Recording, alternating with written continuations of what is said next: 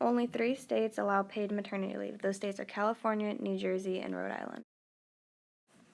In 2015, only half of the world's working women are in the labor force, compared to 77% of working men. In 2014, full-time working women made 79% of what full-time working men made. This means in just 1 year, the inequality gap grew by 2%. In 2009, Obama signed the Lilly Ledbetter Fair Pay Restoration Act, which allows women who are victims to pay discrimination the ability to file a complaint within the first 180 days of their last paycheck, as opposed to their first unfair paycheck, which made it illegal for women to receive less than a man for the same job. Later, in 1972, the Court of Appeals ruled that men and women should have substantially equal pay instead of identical. As of January 2012, women held 15.1% of the preceding officer posts in governments around the world. So maternity leave really is just that you're allowed to take time off of work.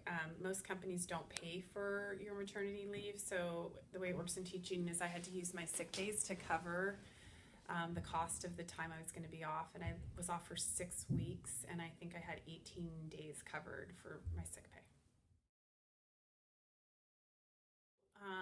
Part of maternity leave that's difficult is being able to nurse your child when you're working. And so with my daughter, I took off 3 months, and usually when you nurse for like a year, and nursing is really good for the health of the child.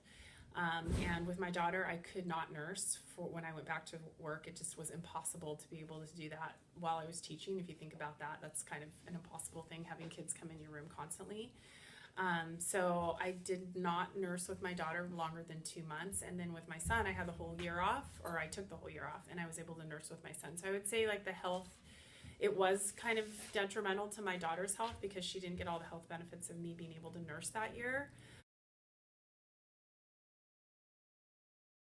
So in teaching, you get paid on the years of experience you have. So the year that I was off with my daughter, I didn't get credit for that year at all, even though I only took 6 weeks off. And the year that I took off for my son, I didn't get that year either, even though I still did teach part-time. I did some teaching at the school. So I've taught for 19 years, and my colleagues, male colleagues that did not have to take maternity leave would be, I get 2 years less salary.